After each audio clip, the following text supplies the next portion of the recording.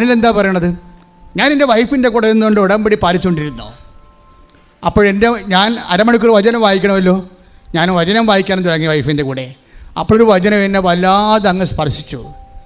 അപ്പോൾ ഞാൻ ഓർത്തത് നല്ല വചനങ്ങൾ, ഇപ്പോൾ പെട്ടി വചനങ്ങളുണ്ടല്ലോ, പെട്ടി വചനങ്ങളെന്ന് പറഞ്ഞ സാധനമില്ലേ, എന്താ നമ്മൾ ഓരോ ദിവസവും നമ്മൾ ഈ പെട്ടി വരണ വചനങ്ങളുണ്ടല്ലോ, എന്നിട്ട് നമ്മളിങ്ങനെ തത്തച്ചിട്ടെടുക്കണ എടുത്ത് നോക്കത്തില്ലേ, അല്ലേ?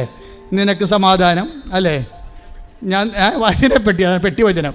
ഈ പെട്ടി വചനം മനുഷ്യനെ ശരിക്കും തട്ടിപ്പാണ് ശരിക്കും പറഞ്ഞാൽ. അതെന്നിട്ട് അതിൻ്റെ അകത്തെല്ലാം നല്ലതാണ് എഴുതിയിട്ടിരിക്കുന്നത്.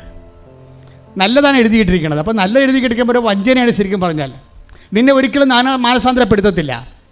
നിനക്ക് തിന്മയുണ്ടെങ്കിൽ, നിനക്ക് പാപമുണ്ടെങ്കിൽ, നീ ദൈവത്തിൻ്റെ വഴികളിലല്ലെങ്കിൽ നിന്നെ തിരിച്ചു വിളിക്കത്തില്ല.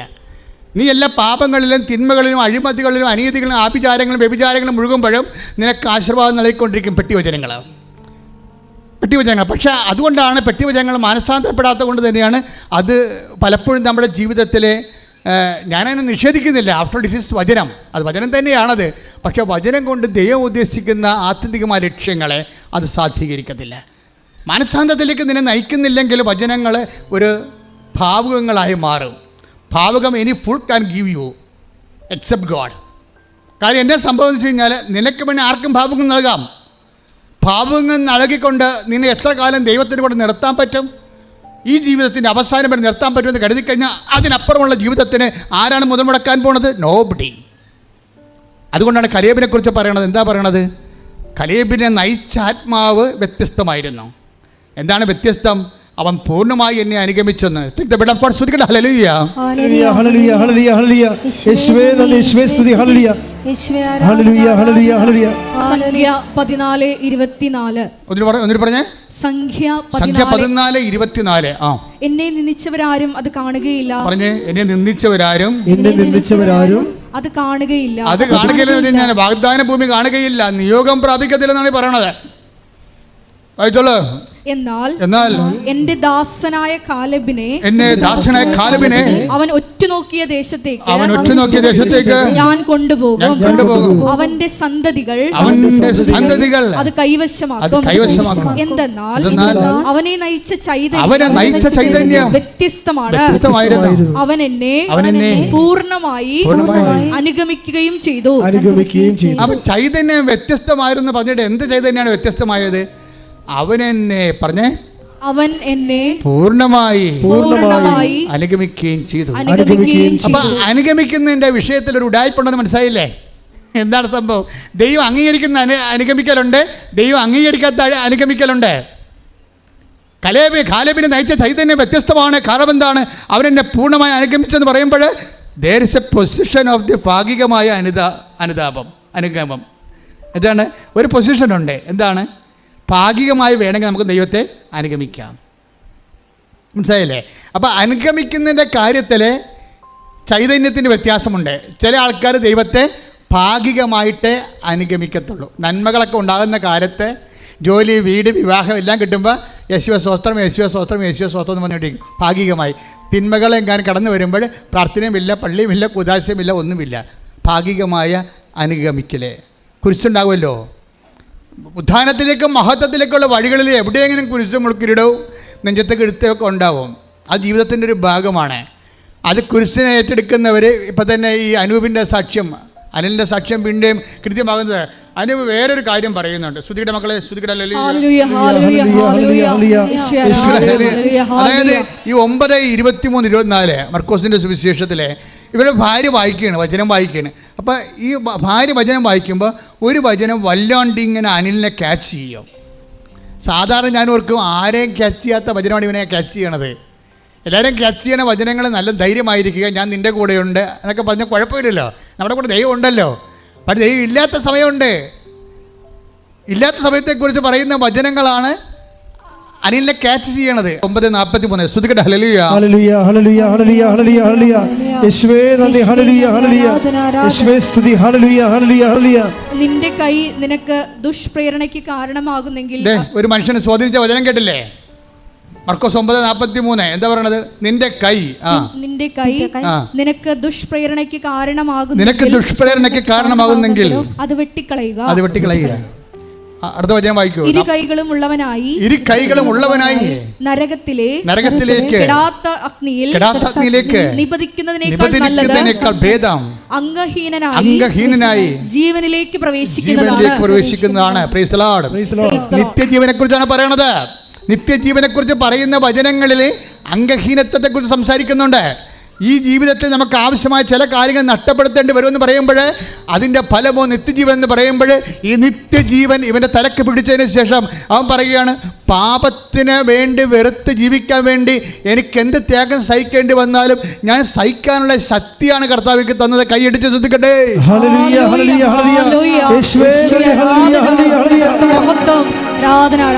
പരിശുദ്ധ പരമ ദിവ്യകാരുണ്യത്തിന്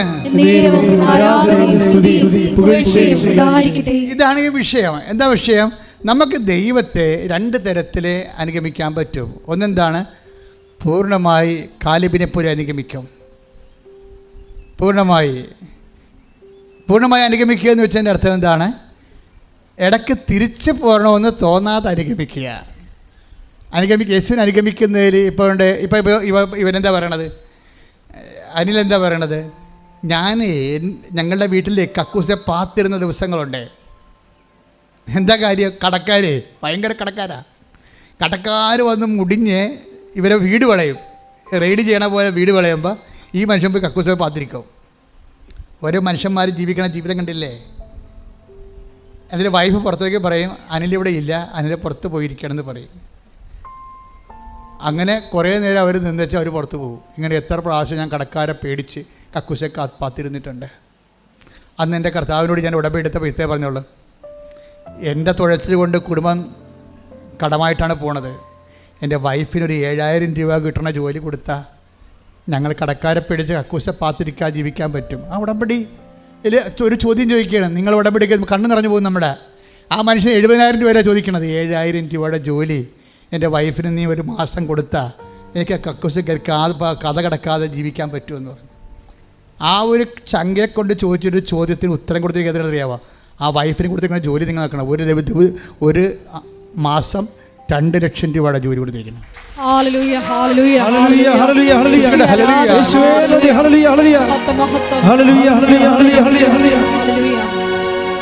പരമദിവ്യകാരുണ്യത്തിന് ഞാൻ വെളുപ്പിന് 4 മണിക്ക് സാക്ഷ്യം കേട്ടപ്പോൾ സത്യം പറഞ്ഞാൽ ഞെട്ടിപ്പോയി. 7,000 രൂപ ചോദിക്കുമ്പോഴേ നമുക്ക് 10 ഇരട്ടി 70,000 ആക്കിക്കൊള്ളുക. ഇതങ്ങനെയല്ലല്ലോ. 30 ഇരട്ടി കൊടുക്കണം. 30 ഇരട്ടിയൊന്നുമല്ല. എത്രയാണെന്ന് നിങ്ങൾക്ക് പിടിയില്ല. നിങ്ങൾ സാക്ഷ്യം ഒന്ന് കേൾക്കണം കേട്ടോ. പക്ഷേ ഈ മനുഷ്യൻ ഇങ്ങനെ ഇത്രയും ആ ജീവിതത്തിൽ നിന്നെല്ലാം ഈ ഉടമ്പടി, അതാണ് ഈ ഉടമ്പടിയിൽ ഇങ്ങനെ ആളിങ്ങനെ എല്ലാ ദിവസവും കൂടും. കാര്യം അനിലെന്ന് പറഞ്ഞ ഒരു ക്രിസ്ത്യാനി അല്ല. അതാണ് രസം. നമ്മളെ ഞെട്ടിപ്പിച്ചുള്ള പ്രശ്നം ഇതാണ്. ഫ്രഷ് ഹാൻഡാണ്. അതിനാൾ പറയുന്നുണ്ട്, അമ്മയെടുത്ത് വന്നപ്പോൾ അമ്മയാണ് ഈശോനെ എന്നെ കാണിച്ചു തന്നത്, ഈശോയാണ് നിത്യജീവൻ എന്നെ കാണിച്ചു തന്നത്. ശ്രദ്ധിക്കട്ടെ.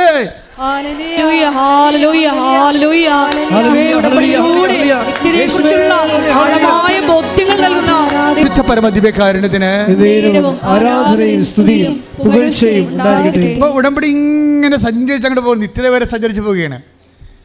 ചുമ്മാ കണ്ണീരിൻ്റെ ഒരു കടലിൽ നിന്ന് ഈ മനുഷ്യൻ കരകയറിയിട്ട് സ്വർഗത്തിൻ്റെ ഒരു തീരത്തങ്ങ് നീന്തി കയറുകയാണ്. അത്ര കണ്ട് മനോഹരമായ ഒരു പദ്ധതിയാണ് ശരിക്കും. അതുകൊണ്ട് തന്നെ നിങ്ങൾക്ക് ബുദ്ധിപരമായി മനുഷ്യന്മാർ കീഴടക്കുന്നത് എന്താണ്? സാക്ഷ്യമാണ്. ഈ സാക്ഷ്യം കേട്ടാൽ ആരാണ് കർത്താവിനെ വിശ്വസിക്കാത്തത്? ഇങ്ങനെ ഒരു സാക്ഷ്യമാണ്. എത്ര സാക്ഷ്യങ്ങളാണ്. ഇപ്പോൾ സാക്ഷ്യങ്ങളെല്ലാം കാണുമ്പോൾ അതുകൊണ്ടാണ് നിങ്ങൾ ഈ സാക്ഷ്യങ്ങൾ ഷെയർ ചെയ്യണമെന്ന് പറയണത്. എന്താ കാര്യം? ഇതിൽ ദൈവത്തിന് പ്രയോജനമുള്ള 2 കാര്യങ്ങളേ ഉള്ളൂ. ബാക്കിയെല്ലാം നിങ്ങൾക്ക് പ്രയോജനമുള്ളതാണ്. അതിന് ബുദ്ധിപരമായിട്ട് ഉടമ്പടിയാൽ നിങ്ങൾ ദൈവത്തിന് പ്രയോജനമുള്ള 2 കാര്യങ്ങളേ ഇതിനകത്തുള്ളൂ. ഒന്നെന്താണ്? നിങ്ങൾ പത്രം മേടിച്ച് വിതരണം ചെയ്യുമ്പോൾ പ്രാർത്ഥിച്ച് വിതരണം ചെയ്ത് കഴിഞ്ഞാൽ ദൈവത്തിനെ അറിയാത്തവർ അറിയും. അതാണ് ഇതിൻ്റെ ആകപ്പാടെ ഉള്ളത്. പിന്നെ ബാക്കിയെല്ലാം നമ്മളെ ബാധിക്കുന്ന വിഷയങ്ങളാണ്.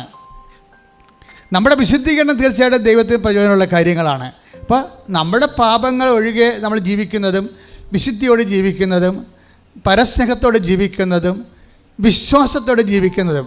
പക്ഷേ വിശ്വാസത്തോടെ ജീവിക്കുമ്പോൾ ഉണ്ടാകുന്ന പ്രശ്നം, നിങ്ങളുടെ വിശ്വാസത്തിന് തന്നെ പലതരത്തിലുള്ള വിശ്വാസത്തിൻ്റെ പരിമിതികളുണ്ട്. ശരിക്കും വിശ്വാസം കൊണ്ട് മാത്രം ഉടമ്പടി നമുക്ക് പൂർണ്ണമായിട്ട് യേശുവിനെ അനുഗമിക്കാൻ പറ്റത്തില്ല. അങ്ങനെ ഒരു പ്രശ്നമുണ്ട്. അത് നമ്മൾ ആ വിശ്വാസത്തിൻ്റെ പരിമിതിയാണ്. വിശ്വാസം കൊണ്ട് മാത്രം നമ്മൾക്ക് പൂർണ്ണമായിട്ട് നമ്മുടെ നിയോഗങ്ങൾ നടക്കും. പക്ഷേ വിശ്വാസം കൊണ്ട് മാത്രം നമുക്ക് പൂർണ്ണമായി കാലേബിനെ നയിച്ച അരൂപി വ്യത്യസ്തമായിരുന്നു എന്നും 14:24 വായിക്കും. സംഖ്യ 14:24 വായിച്ചില്ലേ? കാലേബിനെ നയിച്ച ചൈതന്യം വ്യത്യസ്തമായിരുന്നു. കാര്യം എന്താണ്? അവൻ പൂർണ്ണമായി എന്നെ അനുഗമിച്ചു. ഈ പൂർണ്ണമായി അനുഗമിക്കണതുണ്ട്, അതേസമയം തന്നെ ഭാഗികമായി അനുഗമിക്കണത്. ഈ ഭാഗികമായി അനുഗമിക്കണമെന്ന് പറയാൻ എന്താ? നമ്മുടെ കാര്യം കണ്ടു കഴിയുമ്പോൾ നമ്മൾ ഗുഡ് ബൈ പറയും. അതാണ് വിഷയം. അതാണ് ഭാഗിക അനുഗമനം. ഇപ്പോൾ നിങ്ങളുടെ മകളെ കെട്ടിക്കണ വിഷയമാണ്. മകൾ കെട്ടിക്കഴിഞ്ഞാൽ പിന്നെ നിങ്ങൾ മുങ്ങിക്കളയും. മനസ്സിലല്ലേ? ക്രിസ്ത്യാനികളൊരു വർഗ്ഗമുണ്ട്. ഏത് ചീക്കത്തോട് കണ്ടാലും ആൾക്കാർ മുക്കിയെടുക്കുന്ന വർഗ്ഗമുണ്ട്. അതുപോലെ മുങ്ങണ പാർട്ടിയുണ്ട്. ഇത് സംഭവം കണ്ടു കഴിഞ്ഞാൽ അപ്പം തന്നെ അവിടെ കാര്യം കണ്ടാൽ അവരപ്പം തന്നെ മുങ്ങിക്കളയും. അതാണ് ഭാഗികമായ അനുഗമനം എന്ന് പറയുന്നത്. എസിൻ്റെ കൂടെ മുന്നേ പോകും. ഞാൻ വെച്ചത് ജോലിയുടെ കാര്യമാണ്. ജോലി കിട്ടിയില്ല, തീർന്ന്. പക്ഷെ പിന്നെ ഒന്ന് പൊങ്ങണ്ടേ? എപ്പോഴെങ്കിലും മുങ്ങിക്കിടന്നാൻ പറ്റുമോ? ദൈവത്തിൻ്റെ തിരുസന്നിധി മുങ്ങിക്കിടക്കാൻ പറ്റത്തില്ല. ഇടയ്ക്ക് പൊങ്ങണ്ടേ? പൊങ്ങാൻ പിന്നെ ശ്വാസം എടുക്കേണ്ടി വരികയല്ലേ? ആ പൊങ്ങേണ്ടി വരുമ്പോൾ നമുക്കറിയാം, ദൈവത്തിന് അറിയാം, ഇത് കാലേബല്ല, ഭാഗികമായ അരുവിയേ ഉള്ളൂ, തിരിച്ചുപോക്ക് കയറത്തിയാണെന്ന് പറയും. തിരിച്ചു പോണ ആൾക്കാരുണ്ടാവും. കാര്യം കണ്ടു കഴിയുമ്പോൾ തിരിച്ചു പോകും. ഈ ഉടമ്പടിയിൽ 1,00,000 ആൾക്കാരുണ്ട്. അങ്ങനെ ഉടമ്പടിയിൽ 1,00,000 ആൾക്കാരുണ്ട്. കാര്യം കാണുമ്പോൾ തിരിച്ചു പോകും. കാര്യം കണ്ടു കഴിയുമ്പോൾ 2 സാക്ഷ്യവും പറഞ്ഞ് ആൾക്കാർ തിരിച്ചു പോകും. പിന്നെ പഴയ അരൂപിയില്ല, ജീവിതമില്ല. പിന്നെ പറ്റിക്കലും ആൾക്കാരെ തട്ടിക്കലും പഴയ ലോക ജീവിതവും ഒക്കെ ആയിട്ട് അവർ പഴയ ലോകത്തിലേക്ക് പോകും. പോകാത്ത ഒത്തിരി പേരുണ്ട്. പക്ഷെ പോകുന്നവരെ കുറിച്ചാണ് ബൈബിൾ പറയണത്. ആരാണ് തിരിച്ചു പോണത്? അവരെക്കുറിച്ച് കർത്താവ് പറയുന്നത്, നീ എൻ്റെ വാഗ്ദാന നാട് നീ കാണത്തില്ലെന്ന് പറയുന്നുണ്ട്. കാര്യം നിത്യത വരെ നിനക്ക് ആനുകൂല്യങ്ങളൊക്കെ കിട്ടി, പക്ഷേ ഈ വിഡ്രോവൽ സിംറ്റംസ് ഉണ്ട്, തിരിച്ചു പോകാനുള്ള പ്രവണത. എന്തെങ്കിലും ഇങ്ങനെ ഉടമ്പടി ജീവിക്കാൻ പറ്റുമോ? മനുഷ്യന് ജീവിക്കണ്ടേന്ന് പറഞ്ഞുകൊണ്ട് അവർ സ്മോളൊക്കെ അടിച്ച് പഴയ രീതിയിൽ പോകും ചില ആൾക്കാർ. അപ്പോൾ എന്താ വെച്ചാൽ അവരല്ലെങ്കിൽ പൗശന്യവും, പക, വിദ്വേഷം, ചതി, അഹങ്കാരം, മുൻകോപം, കലഹം, ഭിന്നതയൊക്കെ ആയിട്ട് പഴയ ലോകത്താനായി പോകും. പിന്നെ കുമ്പസാരമില്ല, കുർബാനയില്ല, പഴയ ജീവിതത്തിലേക്ക് പോകും. തിരിച്ചു പോകുന്ന ആൾക്കാരുണ്ട്. അതാണ് പറയണത്, കാലേബിനെ നയിച്ച ചൈതന്യം വ്യത്യസ്തമാണ് എന്ന് പറയാൻ കാരണം എന്താണ്? അവൻ പൂർണ്ണമായിട്ട് എന്നെ ശ്രുതികട്ടെ. ഹല്ലേലൂയ. സംഖ്യ 14:24 എന്തെന്നാൽ അവനെ നയിച്ച ചൈതന്യം വ്യത്യസ്തമാണ്, അവൻ എന്നെ പൂർണ്ണമായി അനുഗമിക്കുകയും ചെയ്തു. അവനെ നയിച്ച ചൈതന്യം വ്യത്യസ്തമാണ്, അവൻ എന്നെ പൂർണ്ണമായി എന്ന് പറഞ്ഞ അവനെന്നെ പൂർണ്ണമായി അനുഗമിക്കുകയും ചെയ്തു. അപ്പൊ പൂർണ്ണമായി അനുഗമിക്കൽ എന്ന് പറഞ്ഞാൽ എന്താണ്? തിരിച്ചു പോകാത്തതിനെയാണ്, ഉടമ്പടി ചൈതന്യങ്ങളിൽ നിന്ന് തിരിച്ചു പോകാത്തതിനെയാണ്. ഇപ്പം ഞാൻ ഓർക്കുവേ, നമുക്ക് 10 ലക്ഷം സബ്സ്ക്രിപ്ഷൻ ഇല്ലേ? പക്ഷെ ഉടമ്പടി ധ്യാനം കൂടുന്ന 3 ലക്ഷം പേരാണല്ലോ. ബാക്കി 9 ലക്ഷം പേരെന്ത് തിരിച്ചു പോയി? അത് കറക്റ്റല്ലേ? ഉടമ്പടി കാലം കഴിഞ്ഞപ്പോൾ അവർ തിരിച്ചുപോയി. തിരിച്ചു പോകാത്ത ആൾക്കാരുണ്ട്. ഇപ്പോഴും ആ പഴയതുപോലെ അതേ ചൈതന്യത്തിൽ ജീവിക്കുന്ന ആൾക്കാർ. ഇപ്പോൾ നമുക്ക് 10 ലക്ഷം സബ്സ്ക്രിപ്ഷൻ ഇല്ലേ? പക്ഷേ ഉടമ്പടി ധ്യാനം കൂടുന്ന എത്ര പേരാണ്? ഒരാഴ്ചയിൽ 3 ലക്ഷം പേര്. ബാക്കി 7 ലക്ഷം പേരെന്ത് ചെയ്യും? അവരാ പഴയ ചൈതന്യത്തിൽ നിന്ന് തിരിച്ചു പോയിരിക്കണം. തിരിച്ചു പോയവരെക്കുറിച്ച് എന്താ ബൈബിൾ പറയണത്? അവിടെ ചൈതന്യം, അവരെ നയിച്ച ചൈതന്യം കലേബിൻ്റെ ചൈതന്യമല്ല. അതുകൊണ്ട് എന്താണ് സംഭവിക്കണത്? അവർ വാഗ്ദാന നാട് പ്രാപിക്കുകയില്ല. ശ്രുതികട്ടെ. ഹല്ലേലൂയ. ഹല്ലേലൂയ. ഹല്ലേലൂയ. യേശുവേ നന്ദി. ഹല്ലേലൂയ. ഹല്ലേലൂയ. യേശുവേ ആരാധന. ആരാധന. സംഖ്യ 14:3-4 എടുത്തേ. സംഖ്യ 14:3-4 വാളിനിരയാകാൻ കർത്താവ് ഞങ്ങളെ ഈ ദേശത്തേക്ക് കൊണ്ടുവന്നത് എന്തിനാ? കലേബിനെ പോലെ അല്ല, വേറെ കുറച്ച് ആൾക്കാരോടെ ഉണ്ടല്ലോ മോസസിന്റെ കൂടെ. അവർ ഉറ്റുനോക്കാൻ പോയ ആൾക്കാരാണ്. അവർ വന്നിട്ട് പറഞ്ഞ് അവിടെ ഉള്ളൊരു അനാർക്കിൻ്റെ മല്ലന്മാരുടെ മക്കളൊക്കെ ഉണ്ട്, നമുക്ക് അവിടെ ചെന്ന് അവരുടെ വാള് കൊണ്ട് നമ്മൾ ചത്തുപോകും. ഇനി യേശുവിൻ്റെ കൂടെ കൂടിക്കഴിഞ്ഞാൽ നമുക്ക് സുഖമായി ജീവിക്കാൻ പറ്റത്തില്ല. നമ്മളിപ്പോഴും ആൾക്കാരെ പറ്റിച്ചും, ഇപ്പോൾ ചില ആൾക്കാർ എന്തുമാത്രം പറ്റിപ്പ് നടത്തിയാണ് ജീവിക്കണേ. പലതരത്തിലുള്ള പലതരത്തിലുള്ള വിവാഹം ഡൈവേഴ്സ് എത്തുന്ന ആൾക്കാരുണ്ട്. പറഞ്ഞാൽ നിസ്സാരമായ കാര്യം ചിലപ്പോൾ ഒരു വാശിപ്പുറം അല്ലെങ്കിൽ അവരുടെ താല്പര്യങ്ങളനുസരിച്ച് അപ്പുറത്ത് നടക്കണില്ല. അപ്പം ഞാനൊരു ദിവസം ഒരു സ്ത്രീയോട് ചോദിച്ചു, എടി നീ ഇപ്പം ഈ ഭർത്താവിനെ ഉപേക്ഷിക്കാനൊക്കെ പോണതിൻ്റെ ഉദ്ദേശം നിൻ്റെ അപ്പനല്ലേ?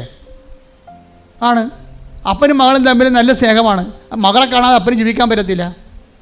പക്ഷെ അതിൻ്റെ പേരിൽ എന്ത് കാരണം? ചെറുക്കം വന്ന് മകളുമായിട്ട് അപ്പൻ്റെ കൂടെ വീട്ടിൽ താമസിക്കണം, നടക്കുന്ന കാര്യമാണ്. അതായത് ഇവർക്ക് ഈ അപ്പനെയും മകൾക്കും അറിയാൻ പറ്റും. ചില പെൺമക്കൾക്ക് അപ്പന്മാരോട് ഭയങ്കര സ്നേഹമായിരിക്കും, ചില ആമക്കൾക്ക് അമ്മമാരോട് ഭയങ്കര സ്നേഹമായിരിക്കും. ഈ കക്ഷികൾക്ക് ഇതൊക്കെ അറിയാൻ പറ്റും. പക്ഷേ എന്താ പറയണമെന്ന് വെച്ച് കഴിഞ്ഞാൽ അവരുടെ ജീവിത വിളികളുമായിട്ട് നോക്കുമ്പോൾ ഇത് വാള് നോക്കി നിൽക്കും. അതാണ് കലിയ പറയണത്, വാളാണല്ല വരണത്. അവരുടെ താല്പര്യങ്ങൾ നടക്കത്തില്ലല്ലോ. അവരുടെ താല്പര്യം നടപ്പം ഞാൻ അതങ്ങനെ അവൾ എന്നോട് പറയാതെ ഉപേക്ഷിച്ചു. പിന്നെ ഒരു 6 കൊല്ലം കഴിഞ്ഞ് വീണ്ടും ഞാൻ അവളെ കണ്ട് വേറൊരുത്തനെ കിട്ടി, അതിനകത്ത് പിള്ളേരുണ്ട്. ഇപ്പം എന്നാ പറഞ്ഞാൽ അവനെ ഉപേക്ഷിക്കാൻ പോയി. 3ാമത്തെ ഉപേക്ഷ ഇപ്പോൾ കഴിഞ്ഞെന്നാണ് തോന്നണത്. അപ്പോഴെന്ത് സംഭവിച്ചു കഴിഞ്ഞാൽ ഏതെങ്കിലും ഇപ്പം ഈ പല കാര്യങ്ങളും നിങ്ങൾ കുമ്പസാരിച്ചും കുർബാന സ്വീകരിച്ചൊക്കെ ജീവിക്കും. പക്ഷെ നിങ്ങൾ തട്ടിപ്പുകാരാ, ദൈവത്തിന് നിരക്കാത്ത ആൾക്കാരാ. ദൈവത്തിൻ്റെ വചനങ്ങളല്ല നിങ്ങളെ നയിക്കണത്, നിങ്ങളുടെ ശാരീരികമായ അഭിരുചികളാണ് നയിക്കണത്. അത് ജഡത്തിൻ്റെ ആത്മാക്കളാണ്. ജഡത്തിൻ്റെ ആത്മാക്കൾ തിരിച്ചു പോകും ഇന്നല്ലെങ്കിൽ നാളെ. അവരിനി ഉണ്ടായാൽ തന്നെ അവിടെ ഉണ്ടാകത്തില്ല, അവർ പോയിക്കണം. അവരുണ്ടായിട്ട് നമ്മങ്ങനെ ബോഡി പ്രസൻസ് ഉണ്ടെന്നേ ഉള്ളൂ. അവിടെ മനസ്സ് ദൈവത്തിൽ നിന്ന് അകലെയാണ്. അത് ഈശോ പറയുന്നുണ്ട്, നിങ്ങളുടെ ഹൃദയം ഇതിൽ നിന്ന് അകലെയാണെന്ന്. ശ്രുതികട ഹല്ലേലൂയ, take the bed of God. ശ്രുതികട ഹല്ലേലൂയ. മത്തായി 15:8. മത്തായി 15:8. ഈ ജനം അധരം കൊണ്ട് എന്നെ ബഹുമാനിക്കുന്നു. പറഞ്ഞ ഈ ജനം അധരം കൊണ്ട് എന്നെ ബഹുമാനിക്കുന്നു. എന്നാൽ അവരുടെ ഹൃദയം എന്നിൽ നിന്ന് വളരെ അകലെയാണ്. തിരിച്ചുപോയി. ആ ബോഡി ഇവിടെ ഉണ്ട്, പക്ഷെ മനസ്സും ആത്മാവും ഇവിടെ ഇല്ല, തിരിച്ചുപോയി. അതാണ് വിഷയം. തിരിച്ചുപോക്കുകാരെ ഇങ്ങനെ തിരിച്ചു പോകുന്ന ആൾക്കാരെ സംബന്ധിച്ചിടത്തോളം ദൈവം കലേബിനെ ഉയർത്തിക്കിട്ട് പറയും, ഇത് പൂർണ്ണമായിട്ട് അനുസരിക്കണമാണ്. ഇവൻ്റെ ആത്മ വ്യത്യസ്തമാണ്, ഇവൻ പൂർണ്ണമായി എന്നെ അനുഗമിക്കുന്നു. മറ്റേതെന്താണ്? തിരിച്ചു പോയിരിക്കുന്നു. കലേബാണ്, കലേബിൻ്റെ എതിരായിട്ടുള്ള ആൾക്കാരാണ്. അവരെന്താ പറയണത്? അവിടെ ഇവിടെ നിന്ന് കഴിഞ്ഞാൽ കർത്താവിൻ്റെ കൂടെ നിന്ന് നഷ്ടങ്ങളുണ്ടാകും. ലോകത്തിൻ്റെ നഷ്ടങ്ങളെക്കുറിച്ച് അവർ പറയണത്. അതുകൊണ്ട് എന്താ പറയണത്? സംഖ്യ 14:3-4 എടുത്ത് വായിച്ചോളൂ. ഹല്ലേലൂയ, ഹല്ലേലൂയ, ഹല്ലേലൂയ. വാളിന് ഇരയാകാൻ കർത്താവ് ഞങ്ങളെ ഈ ദേശത്തേക്ക് കൊണ്ടുവന്നത് എന്തിന്? ഞങ്ങളുടെ ഭാര്യമാരും കുഞ്ഞുങ്ങളും ശത്രുക്കൾക്ക് ഇരയായി തീരുമല്ലോ. ഈജിപ്തിലേക്ക് തിരികെ പോകുന്നതല്ലേ നല്ലത്? ഇതാണ് സംഭവം. ഉടമ്പടി എടുത്തതിന് ശേഷം, കാര്യം കണ്ടതിന് ശേഷം തിരിച്ചു പോകുന്നതല്ലേ നല്ലത്. അതാണ് വിഷയം. ഇങ്ങനെ തിരികെ പോകുന്ന ആത്മാവിനെ കുറിച്ചാണ് പറയണത്. കലേബിനെ ഉയർത്തണതിൻ്റെ കാര്യം അതാണ്. എന്താ പറഞ്ഞത്? കലേബിനെ നയിച്ച ചൈതന്യം വ്യത്യസ്തമാണ്. എന്താണ്? അവൻ എന്നെ പൂർണ്ണമായി അനുഗമിച്ചിരിക്കുന്നു. മറ്റുള്ളവർ കാര്യം കാണാൻ വേണ്ടി മാത്രം എന്നെ അനുഗമിക്കുകയും പിന്നെ അവർ തിരിച്ചു പോവുകയും ചെയ്തു. പ്രാർത്ഥിക്കുക, കർത്താവായ ദൈവമേ, തിരിച്ചു പോകാത്ത കാലേബിനെ പോലെ പൂർണ്ണമായി നിത്യത വരെ നിന്നെ അനുഗമിക്കുന്ന അങ്ങയുടെ ആത്മാവിനാൽ എന്നെ ആകർഷിക്കണമേ, അഭിഷേകം ചെയ്യണമേ.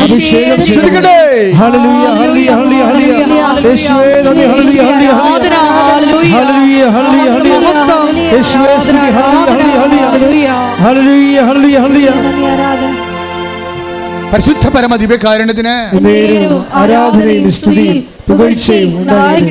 നമ്മൾ ഈ തിരിച്ചുപോക്കുകാർ ശ്രദ്ധിക്കേണ്ട കാര്യം വെച്ചാൽ ബൈബിളിൽ ഇതിൻ്റെ ഒരു രീതികളുണ്ട്. ശരിക്കും പറഞ്ഞാൽ ഞാൻ ഈ ദിവസങ്ങളിൽ ചുമ്മാ ഇങ്ങനെ കർത്താവിൻ്റെ വചനം ഞാൻ എപ്പോഴും ഇങ്ങനെ ചോദിച്ചുകൊണ്ടിരിക്കും.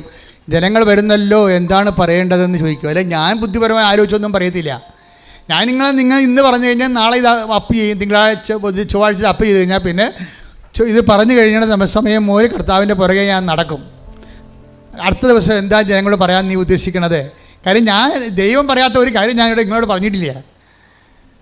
അടുത്ത ദിവസം എന്താ പറയാൻ ഉദ്ദേശിക്കണമെന്ന് വെച്ചപ്പോഴാണ് കർത്താവ് ഇന്ന് പറയാൻ വേണ്ടി തന്നൊരു വചനമുണ്ട്. അതെന്ന് വെച്ച് കഴിഞ്ഞാൽ കർത്താവ് പറഞ്ഞ ഇതാണ്, അതായത് നിനക്ക് വേണമെങ്കിൽ നിൻ്റെ കാര്യം നടത്തിയെടുക്കാം എൻ്റെ അടുത്ത് വരാതെ തന്നെ. നിൻ്റെ കാര്യങ്ങൾ എൻ്റെ അടുത്ത് കൊണ്ടുവരാം, അത് നടത്തിയെടുക്കാൻ പറ്റും. പക്ഷെ നിനക്ക് എൻ്റെ അടുത്ത് വരാൻ പറ്റത്തില്ല. ഇങ്ങനെ ഒരു ജാതി ഉടമ്പടി രൂപപ്പെട്ട് വരുന്നുണ്ട്. അതറിയണമെങ്കിൽ മാർക്കോസിന്റെ 2:4 എടുത്ത് ശ്രുതികട്ടെ. ഹല്ലേലൂയ ഹല്ലേലൂയ ഹല്ലേലൂയ ഹല്ലേലൂയ ഹല്ലേലൂയ യേശുവേ നന്ദി. ഹല്ലേലൂയ ഹല്ലേലൂയ ഹല്ലേലൂയ. മർക്കോസ് 2:4 ജനക്കൂട്ട നിമിത്തം അവന്റെ അടുത്തെത്താൻ അവർക്ക് കഴിഞ്ഞില്ല. Praise the Lord. ഇത് എന്താ സംഭവം എന്നറിയാവോ? എന്താ സംഭവം? കർത്താവ് കഫർനാമിൽ ഒരു വീട്ടിലിരിക്കുമ്പോഴേ ജനക്കൂട്ടം മുഴുവനും വീട് വളഞ്ഞ് പൊതിഞ്ഞ് നിൽക്കും. അപ്പോഴേ ഒരു തലവായ രോഗിയും കൊണ്ട് കുറേ ആൾക്കാർ വരും ഇല്ലേ? അപ്പോൾ വാദിക്കാൻ വരുമ്പോൾ ജനക്കൂട്ടം മാറിക്കൊടുക്കുക ഇല്ല, ഞങ്ങൾ അതിനു വേണ്ടി തന്നെ നിൽക്കണമെന്ന് പറഞ്ഞിട്ട് മുട്ടുകൈ കൊണ്ട് ഇടിച്ച് അവർ ഓടിക്കും. അവരെന്നാ ചെയ്ത് സൈഡിൽ കൂടി, ഈ ഇസ്രായേലിൻ്റെ വീടല്ലേ, ഈ ചത്രം പോലെ ഇരിക്കും, സൈഡിൽ കൂടി ചെറിയ സ്റ്റെയർകേസുണ്ട്. അപ്പോൾ സൈഡിൽ കൂടെ കയറി മുകളിൽ ചെന്നിട്ട് കട്ടിലെ പൊക്കി ഈ മനുഷ്യനെ തട്ടിയാണ്, അവിടെ നമ്മുടെ മേൽക്കൂര പോലെ അല്ല, തട്ടിയാണ്, തട്ടി മാറ്റിയിട്ട് താഴേക്ക് ഇയാളെ 4 കാല് കയറെ പിടിച്ച് താഴേക്ക് ഇറക്കും. അപ്പം മേൽക്കൂര മാറ്റിയിട്ട് താഴേക്ക് അവർ ഇറക്കി കൊടുക്കുകയാണ്. ആ സംഭവമാണ് ഈ മർക്കോസ് പറയണത്. മത്തായി 2:4 പറയണത് എന്താണ്? ഒന്ന് പറഞ്ഞ ജനക്കൂട്ടം നിമിത്തം അവന്റെ അടുത്തെത്താൻ അവർക്ക് കഴിഞ്ഞില്ല. പക്ഷെ 4:5 എന്താ പറയുന്നത് നോക്കിയേ, വായിച്ചോളൂ. അവരുടെ വിശ്വാസം കണ്ട് യേശു തളർവാദ രോഗിയോട് പറഞ്ഞു, മകനെ, നിന്റെ പാപങ്ങൾ ക്ഷമിക്കപ്പെട്ടിരിക്കുന്നു. കർത്താവ് മേലോട്ട് നോക്കുമ്പോൾ പെരയുടെ തട്ടി മാറിക്കൊണ്ടിരിക്കുകയാണ്. എന്നിട്ട് കട്ടിലിറങ്ങി വരികയാണ്. ചുറ്റും നിലക്കൂട്ടം നടക്കി ഈശോ ഇരിക്കുകയാണ്. അപ്പോഴേ അവരുടെ വിശ്വാസം കണ്ട്, ആരുടെയാണ്?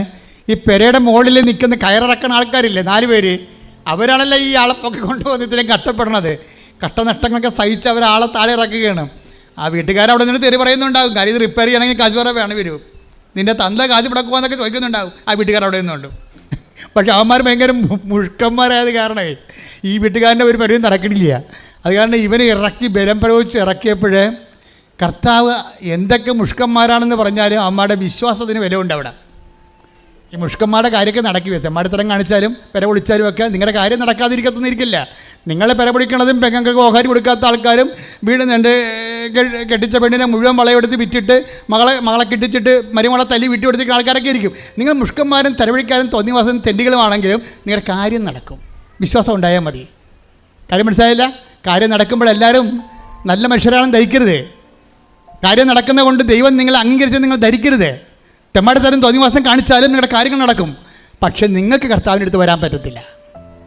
അവിടെയാണ് പ്രശ്നം കിടക്കുന്നത്.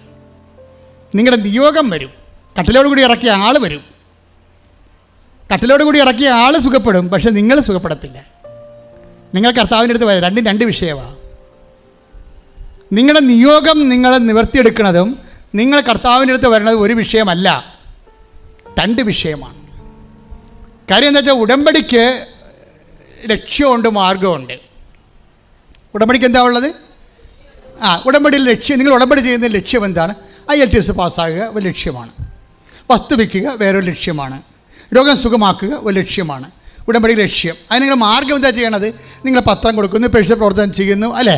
അതുപോലെ തന്നെ നിങ്ങൾ ദാനധർമ്മങ്ങൾ ചെയ്യുന്നു, രോഗികളെ സുഖപ്പെടുന്നു, രോഗികൾക്ക് നിങ്ങൾ വസ്ത്രങ്ങൾ കൊടുക്കുന്നു, അങ്ങനെ കുറേ കാര്യങ്ങൾ നിങ്ങൾ ചെയ്യുന്നുണ്ട്. ആധ്യാത്മിക ജീവിതം നിങ്ങൾ പരിപോഷിപ്പിക്കുന്നു. അതെല്ലാം മാർഗമാണ്. ലക്ഷ്യം എന്താണ്?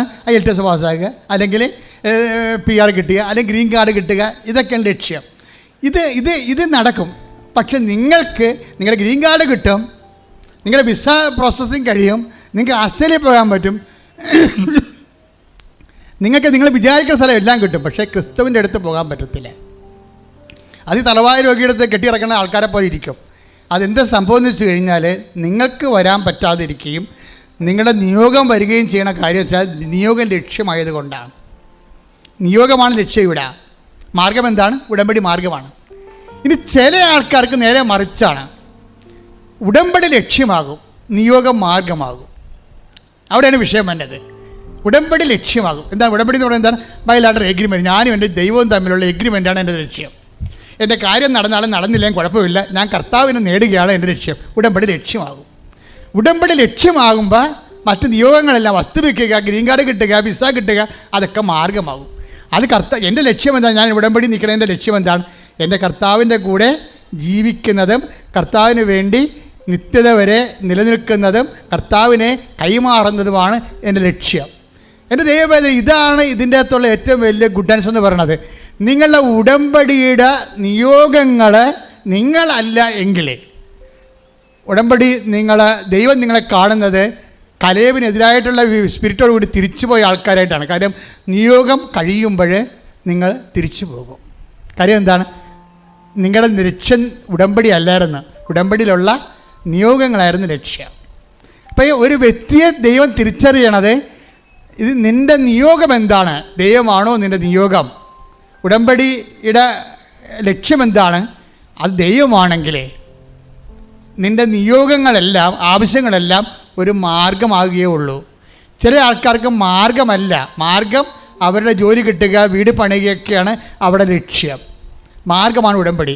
ചിലർക്ക് ക്രിസ്തുവിൽ വളരുന്നതാണ് അവിടെ ലക്ഷ്യം. അതിന് പറ്റുന്ന ജീവിതത്തിൻ്റെ അവസ്ഥകളെയാണ് അവർ നിയോഗമായിട്ട് എടുക്കുന്നത്. അപ്പോൾ അതൊരു മാർഗമാകുകയേ ഉള്ളൂ.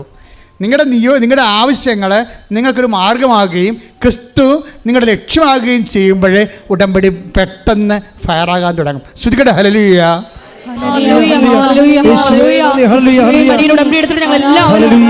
ലക്ഷ്യമാക്കി മുന്നേറുവാൻ ഈ ആരാധനയിലൂടെ ഞങ്ങളെ അഭിഷേകം ചെയ്യണമേ.